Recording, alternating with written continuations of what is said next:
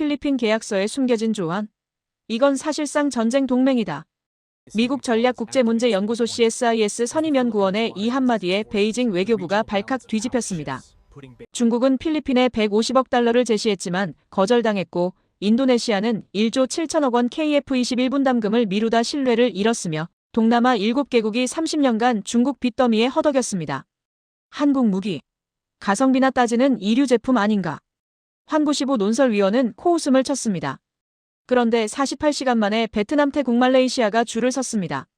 더 충격적인 건 계약서 속 비밀 조항 MRO 공장에서 미사일 생산, 한국군 상시 주둔, 30년 자동 연장. 이건 단순한 무기 거래가 아니었습니다. 왜 중국은 발끈했나? 왜 68세 한국 노인은 눈물을 흘렸나? 지금부터 73년 전 눈밭에서 시작된 약속의 전말을 공개합니다. 필리핀과 한국이 맺은 무기 계약서. 전투기 60대, 배 몇 척, 공장 하나. 평범해 보였습니다. 그런데 이 계약서 안에 숨겨진 조항이 있었습니다. 그걸 본 중국은 발끈했고 동남아는 줄을 섰으며 인도네시아는 땅을 쳤습니다. 서울의 한 아파트에선 68세 노인이 눈물을 흘렸습니다. 대체 뭐가 적혀 있었던 걸까요? 2024년 12월 11일 밤. 서울 관악구의 한 작은 아파트. 김도현 할아버지 68세. TV 뉴스를 보고 계셨습니다. 필리핀 정부가 대한민국과 역사적인 방산 계약을 체결했습니다. 앵커의 목소리가 거실에 울려 퍼졌죠. KF-21 차세대 전투기 60대, 호세 리잘급 호위함 추가 도입, 그리고 MRO 정비 공장 건설. 화면엔 한국산 전투기가 필리핀 하늘을 가르고 있었습니다. 그리고 할아버지가 평생 만들었던 배가 필리핀 해군 깃발을 달고 남중국해를 항해하고 있었죠. 김도현 할아버지의 손이 떨렸습니다. 천천히 일어나셨어요. 눈가가 붉어졌습니다. 그리고 작게 중얼거리셨죠. 선배님, 우리 약속 지켰습니다. 여러분, 이 할아버지는 왜 우셨을까요? 무슨 약속을 한 걸까요? 같은 시각, 중국 베이징에선 난리가 났습니다. 중국 외교부 대변인이 기자회견장에 나와 말했습니다. 필리핀의 결정은 매우 잘못됐습니다. 지역 평화와 안정을 해치는 행위입니다. 중국 관영 매체 환구시보는 더 직설적이었어요. 긴급 사설로 이렇게 썼습니다. 한국은 선을 넘었다. 대가를 치를 것이다. 중국이 화가 난 겁니다. 그것도 아주 많이요. 그리고 48시간 후 동남아 전체가 움직이기 시작했습니다. 베트남 하노이 국방부에서 긴급회의가 열렸습니다. 필리핀 계약서 내용을 입수했습니다. 우리도 같은 조건으로 협상을 시작하겠습니다. 태국 방콕 국방부도 움직였어요. 한국 대사관에 즉시 연락하십시오. 우리도 FA-50 추가로 사겠습니다. 말레이시아 쿠알라룸푸르에선 이렇게 물었습니다. 필리핀이 받은 조건, 우리도 받을 수 있습니까? 베트남, 태국, 말레이시아, 싱가포르까지. 동남아 전체가 한국 무기를 사겠다고 줄을 선 겁니다. 그런데 딱 한 나라만은 줄을 서지 못했습니다. 인도네시아요. 자카르타 국방부 장관실. 국방장관이 책상을 탁 쳤습니다. 필리핀이 저런 조건을 받았다고? 우리는 왜 이 기회를 놓친 거야? 인도네시아 최대 온라인 커뮤니티 KASKUSN은 댓글이 폭발했습니다. 필리핀은 한국 무기 샀는데 우린 중국 빚만 떠안았다. KF-21 분담금 안 내고 기술만 훔치려다 걸렸잖아. 우리 정부 대체 뭐 한 거냐?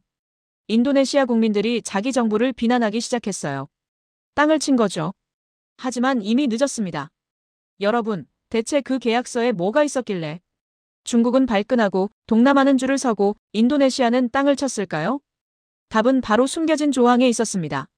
필리핀 마이너스 한국 방산 계약서. 2024년 12월 11일에 체결됐죠. 겉으로 보이는 내용은 이랬습니다. KF-21 차세대 전투기 60대, 호세 리잘급 호위함 추가 2척, MRO 정비 수리 점검 공장 건설, 총액 120억 달러. 평범한 무기 거래처럼 보였어요. 하지만 말이죠. 이 계약서에는 세상에 공개되지 않은 부속 조항이 숨어 있었습니다. 첫 번째 조항. MRO 공장은 단순 정비가 아닌 미사일 생산 시설을 포함한다. 미사일을 만든다는 겁니다. 필리핀 땅에서요. 두 번째 조항. 생산된 무기는 베트남, 태국 등 동남아 국가에 공급을 허용한다. 필리핀이 동남아 무기 공장이 되는 거예요. 세 번째 조항. 필리핀 영토 내 한국군 평시 기술 지원 명목으로 상시 주둔한다.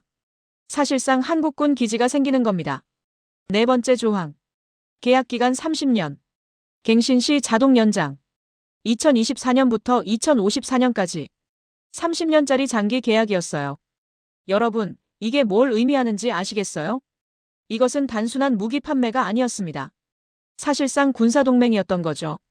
중국이 발끈한 이유가 바로 이것이었습니다. 그럼 필리핀은 왜 이런 조항을 원했을까요? 남중국해 얘기를 해야 합니다. 중국은 필리핀의 배타적 경제 수역 안에 인공섬을 7개나 만들었습니다. 그냥 섬만 만든 게 아니에요. 활주로를 깔았습니다. 레이더 기지를 세웠습니다. 미사일 기지를 완성했습니다. 사실상 군사기지를 만든 거죠. 2023년에는 이런 일도 있었습니다. 중국 해경이 필리핀 순시선에 물대포를 발사한 겁니다. 필리핀 어민들은 자기 나라 바다에서 쫓겨났어요. 중국한테요. 2024년 10월 필리핀 국방장관은 비공개 안보회의에서 이렇게 말했습니다. 3년 내 남중국해에서 중국과 무력 충돌 가능성 80%. 여러분, 80%예요. 거의 확실하다는 얘기죠. 필리핀은 전쟁을 준비하고 있었던 겁니다. 그래서 한국을 선택한 거예요. 중국이 화가 난 이유는 간단했습니다. 필리핀 MRO 공장에서 한국제 미사일이 생산되면 남중국해 전체가 사정거리 안에 들어가거든요. 그 무기들이 베트남으로 가고 태국으로 가고 말레이시아로 퍼지면 동남아 전체가 한국 무기로 무장한 대중국 포위망이 완성되는 겁니다. 중국 황구시보가 이렇게 썼습니다. 한국은 미국의 앞잡이가 되어 동남아를 무장시키고 있다. 외교부 대변인도 말했죠. 동아시아 평화를 위협하는 매우 위험한 행위다. 하지만 여러분, 중국이 진짜 두려워한 건 무기가 아니었습니다. 신뢰였어요. 한국에 대한 동남아의 신뢰 말입니다. 인도네시아 얘기를 안 할 수가 없습니다. 인도네시아는 원래 한국과 KF-21 전투기를 함께 개발하는 파트너였거든요. 2015년에 계약을 맺었어요. 개발 비용 20%를 내기로 했습니다. 약 1조 7천억 원이었죠. 그런데 인도네시아는 분담금을 계속 미뤘습니다. 2021년에는 더 황당한 일이 벌어졌어요. 인도네시아 엔지니어들이 KF-21 기술 자료를 USB에 몰래 저장하려다 적발된 겁니다. 기술을 훔치려 한 거죠. 한국 정부가 발표했습니다. 신뢰가 심각하게 훼손되었습니다. 돈은 안 내면서 기술만 가져가려 했던 거예요. 마이너스. 2024년 12월 필리핀 계약 소식을 들은 인도네시아는 황급히 한국에 재협상을 요청했습니다. 한국의 답변은 짧았어요. 거절합니다. 마이너스. 인도네시아 온라인 커뮤니티가 폭발했습니다. 중국한테는 빚만 졌고 한국한테는 신뢰를 잃었다. 필리핀은 똑똑했고 우린 바보였다. 이게 줄타기 외교의 최후다. 인도네시아 국민들이 자기 정부를 비난하기 시작했어요. 땅을 친 겁니다. 하지만 이미 늦었습니다. 여러분, 여기까지 들으셨으면 다 이해가 되실 겁니다. 계약서에 숨겨진 조항, 중국의 반발, 동남아의 러시, 인도네시아의 후회, 모든 게 설명이 됐죠. 그런데 말이죠. 이 계약의 진짜 이유는 따로 있었습니다. 68세 김도현 할아버지가 왜 TV 앞에서 눈물을 흘렸는지, 이 계약이 단순한 무기 거래가 아니었다는 걸 알려면 시간을 거슬러 올라가야 합니다. 73년 전 한국전쟁 한복판으로요. 1951년 1월 서울 한강 둔치 강이 하얗게 얼어붙어 있었습니다. 눈보라가 몰아쳤어요. 이른바 14후퇴였습니다. 중공군이 서울로 밀고 내려왔고 200만 명이 눈밭을 헤매며 남쪽으로 피난을 갔죠. 한강 둔치 천막촌. 사람들이 빈 양철 그릇을 들고 줄을 서 있었습니다.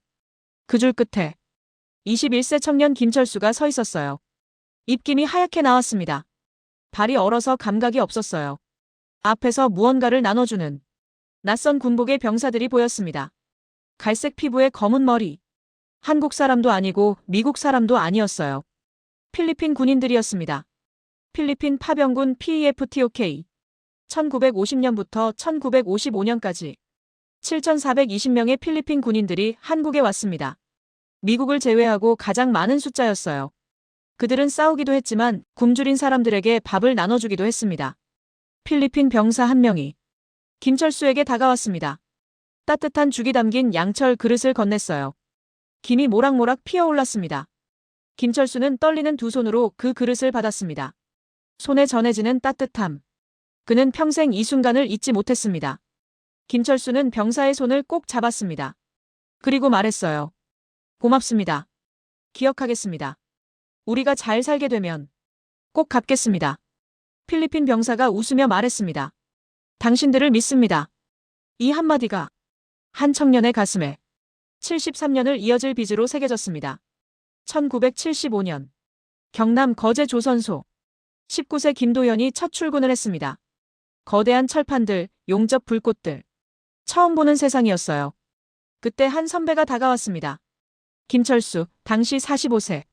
신입이냐? 예, 선배님. 잘 부탁드립니다. 김도현이 긴장한 목소리로 대답했죠. 김철수 선배는 과묵한 사람이었습니다. 말이 별로 없었어요. 하지만 가끔, 아주 가끔 이상한 이야기를 했습니다. 어느 점심시간 둘이 앉아 밥을 먹고 있었어요. 도현아. 네, 선배님. 내가 평생 잊지 못하는 날이 있어. 1951년 1월 4일. 그날 나는 얼어 죽을 뻔했어. 서울 한강 둔치에서 말이야. 그런데 필리핀 군인이 따뜻한 죽 한 그릇을 줬지. 김철수 선배가 먼 산을 보며 말했습니다.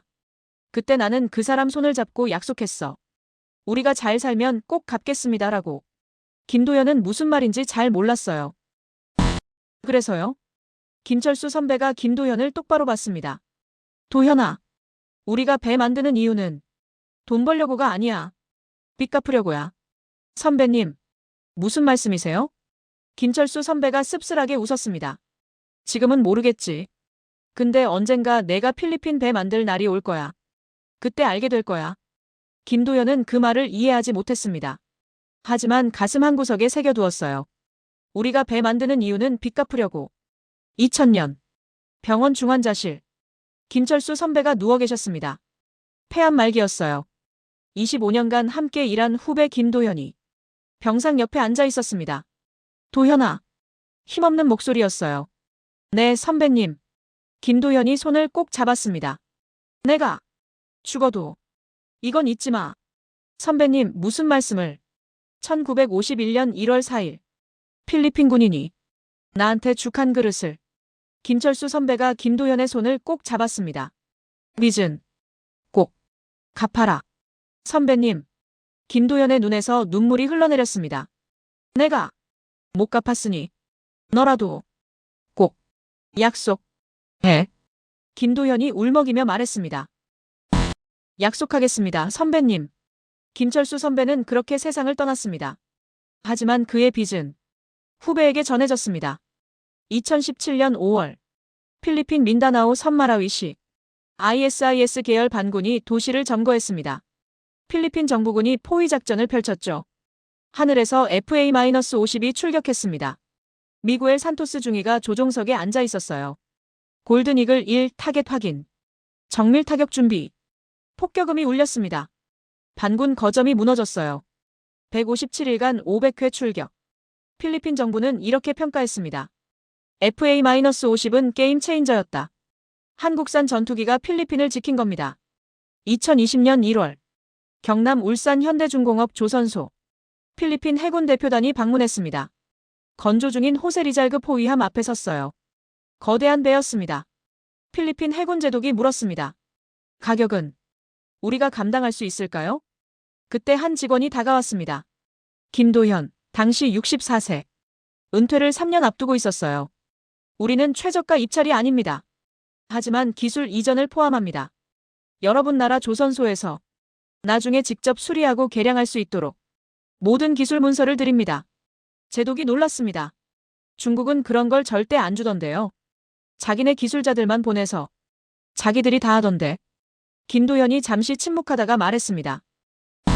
제독님, 저는 어릴 때 한국 전쟁을 겪었습니다. 필리핀 군인들이 우리한테 밥을 줬어요. 이건 그때 받은 은혜를 갚는 겁니다. 2020년 5월 필리핀 해군기지 인도식 호세리잘 함상에 필리핀 국기와 태극기가 나란히 개양됐습니다. 필리핀 해군 사령관이 말했습니다. 73년 전 우리가 도왔던 나라가 이제 우리를 지켜주고 있습니다. 이것이 진짜 동맹입니다. 2023년 남중국해 필리핀 호세리잘급 호위함이 순찰 중이었습니다. 그때 중국 해경 선박 세척이 접근했어요. 필리핀 함장이 무전으로 말했습니다. 여기는 필리핀 해군 호세 리자람. 당신들은 우리 배타적 경제수역에 진입하고 있습니다. 항로를 변경하십시오. 과거 같으면 필리핀 배가 물러났을 겁니다. 중국 배가 훨씬 컸으니까요. 하지만 이번엔 달랐습니다. 호위함의 레이더가 중국 선박을 낙온했습니다. 대한미사일 시스템이 준비 상태로 전환됐어요. 중국 선박들이 잠시 머뭇거렸습니다. 그리고 천천히 방향을 틀었습니다. 필리핀 선원들이 서로 눈빛을 교환했습니다. 우리가 중국을 물리쳤어. 처음 있는 일이었습니다. 이것이 진짜 안 보였어요. 중국의 돈으로는 살 수 없는 것. 한국의 기술과 신뢰로만 얻을 수 있는 것이었습니다. 2024년 12월 12일. 계약식 다음 날. 필리핀 정부가 특별행사를 준비했습니다. 한국전 참전국 후에 교류회. 김도현도 초청을 받았어요. 68세 김도현. 생애 처음 필리핀을 방문했습니다. 행사장에는 한국전 참전 용사 유가족들이 모여 있었어요. 한 사람이 김도현에게 다가왔습니다. 카를로스 델 로사리오 58세. 은퇴한 필리핀 공군 조종사였어요. 현대중공업에서 오셨습니까? 네. 맞습니다. 제 아버지가 한국에 계셨습니다. 1951년에. 저희 선배님도 1951년. 두 사람이 서로 바라봤습니다. 제 아버지는 2010년에 돌아가셨습니다. 돌아가시기 전에 말씀하셨어요. 한국 사람들은 기억할 거야. 약속을 지킬 거야. 저는 그게 무슨 말인지 몰랐습니다. 하지만 지금 알겠네요. 김도현의 눈에 눈물이 고였습니다. 저희 선배님도 2000년에 돌아가셨습니다. 마지막 유언이 빚을 꼭 갚아라였습니다. 두 사람이 동시에 울음을 터뜨렸습니다. 카를로스가 김도현을 껴안았어요. 두 선배는 세상을 떠났지만 두 후배가 만났습니다. 73년이 걸렸지만 약속은 지켜졌습니다. 두 사람이 함께 하늘을 올려다봤습니다. 김도현이 중얼거렸습니다. 선배님, 보고 계시죠? 카를로스도 말했습니다. 아버지, 보고 계세요? 그 하늘 위로 FA-50편대가 날아가고 있었습니다. 한국이 만든 전투기를 필리핀 조종사가 몰고 있었어요. 73년 전 눈밭에서 시작된 약속이 오늘 하늘에서 완성되고 있었습니다. 여러분, 필리핀 계약서에 뭐가 있었냐고요? 미사일 생산 조항, 군사동맹 조항, 30년 계약. 그것들도 물론 중요했습니다. 하지만 진짜 계약서는 따로 있었습니다. 73년 전 눈밭 한 청년이 손을 잡으며 했던 약속. 우리가 잘 살면 꼭 갚겠습니다. 선배는 후배에게 빚을 물려줬고 후배는 73년 후 그 빚을 갚았습니다. 필리핀 파병 1950년부터 1955년까지 병력 7,420명, 전사 112명, 부상 299명. 그들은 이름도 모를 나라를 위해 싸웠습니다. 대한민국의 답례 2015년부터 2024년까지 FA-50 전투기 12대, 호위함 2척, KF-21 60대 예정, MRO 공장 건설 중, 약속 이행 기간 73년. 여러분, 이것이 대한민국입니다. 한 번 받은 은혜를 73년이 걸려도 반드시 갚는 나라. 선배는 후배에게 빚을 물려주고 후배는 평생 그 빚을 갚습니다. 이것이 대한민국 사람들의 마음입니다. 중국이 발끈하고 동남아가 줄을 서고 인도네시아가 땅을 친 이유. 그건 단순히 무기 때문이 아니었습니다. 신뢰 때문이었습니다. 약속을 지키는 나라. 은혜를 기억하는 나라. 그런 나라와 함께하고 싶었던 겁니다. 지금 이 순간에도 필리핀 상공에서 한국산 전투기가 날고 있고 남중국해에서 한국이 만든 배가 항해하고 있습니다. 73년 전 받은 쌀 한 그릇이 오늘 전투기와 군함이 되어 돌아간 겁니다. 이것이 우리의 이야기입니다. 대한민국의 이야기입니다.